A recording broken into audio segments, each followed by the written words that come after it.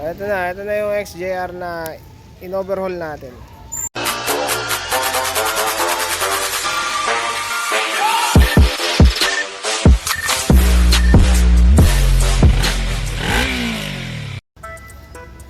So after mga mga 1,000 kilometers, umingay yung makina, naglagitikan. Ito yung valve clearance ko nung huli. Kasi nilakayan ko yung valve clearance. Ayun, siyempre umingay. Tapos nung sinet ko na ng tama, okay na. After 1,000, ito binalik sa atin, nag-ingay ulit eh. Lumagitik siya. So, siyempre, chinek ko yung valve clearance. So, okay naman yung mga clearance ko. Wala pa rin naman. Hindi naman siya lumaki. No? Ang naging issue pala eh.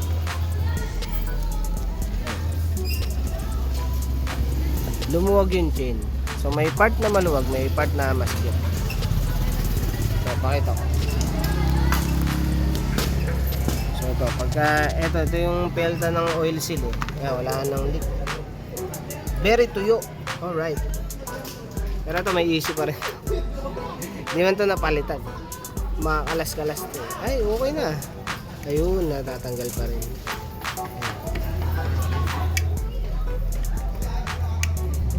Pero hindi naman siya nagka-issue sa daan eh. Wala tayong pamalit niyan eh. Ito. Nakaluwag no. Tapos yung batak. Alright. Batak siyang ganyan no. May part na masikip eh. Parang rin yan sa chain and sprocket natin dito sa gulong. Parang ganyan din yan.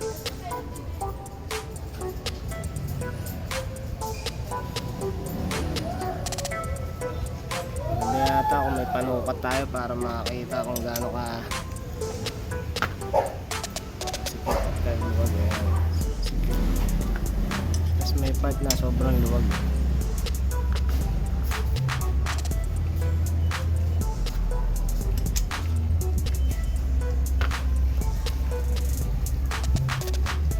Dahan-dahan ko lang para makita yung siya lumuwag.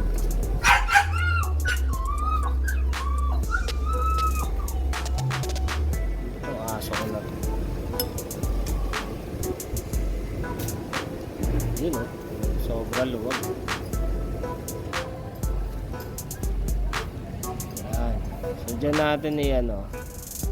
Ang pwede kong maging remedy dito, paparsahin natin yung tensioner na magbigay ng tension. Kasi kung papalitan yan, parang sa rin yan, sa gulong. Pag nagpapalit ka ng chain, di ba? Set kasama yung mga sprocket. Ito, hindi mo naman pwedeng palitan, wala nang pamalit na bago na ito. Pati nga chain, medyo mahirap na rin eh.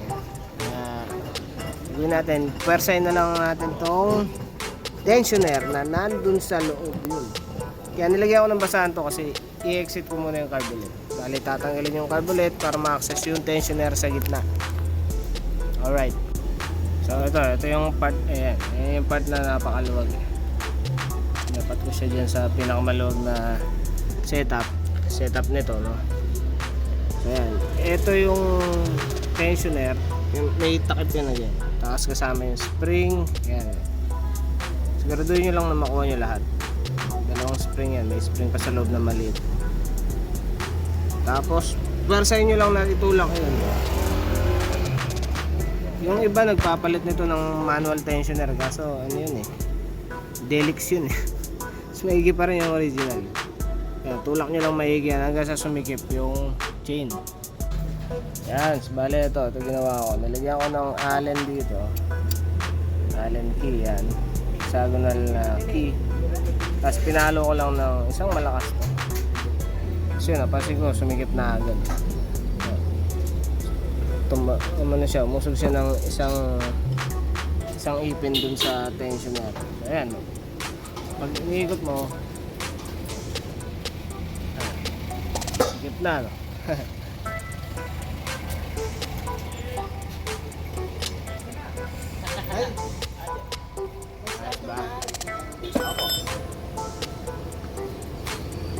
Wala nang alog.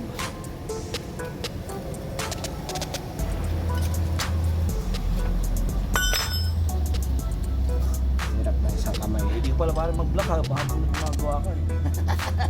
Binablog ko to. Oo, ay pa, hindi pa na kayo na pare, para balo. Oo, ano mo to, subscribe mo to.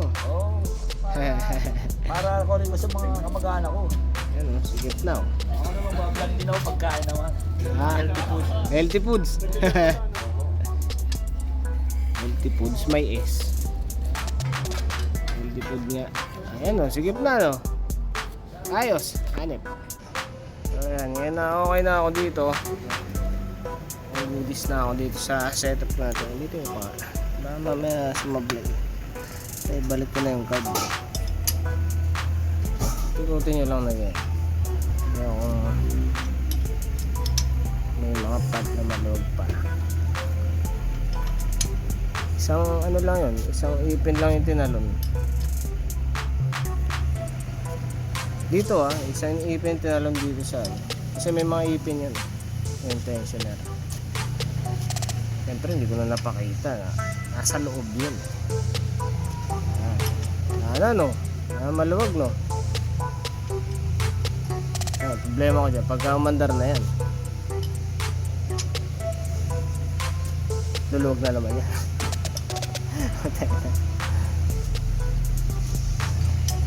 Goodies. Maraming ikot na yun. Diba? Yung position kanina. Ito yung position kanina ng man. Ayan, ayos na. Goodies. Tama, lilinisin na ulit yung mga sealant tsaka yung takip. Yan, nilagyan ko sealant kasi nga naglilik na yan. Yeah.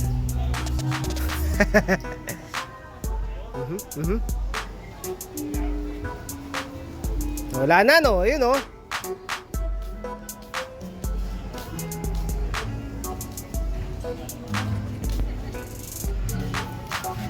Yan, nilagyan ko ulit ng Beta Gray kasi wala akong pamalit na bago niyan eh. Tsaka kailangan original eh.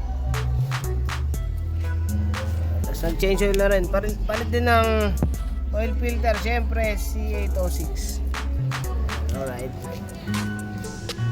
Hindi pa pwede pa anda rin kasi kalalagay lang yan. Malulusaw lang yung ano. Hindi pa cured yung ano, yung Beta Gray. Maganda sana mapaandar ko para marinig nyo yung tunog eh. Kasi yung unang tunog nito nalagitik talaga malakas. Parang maluwag na sim. Ganun yung ano eh, yung tunog niya.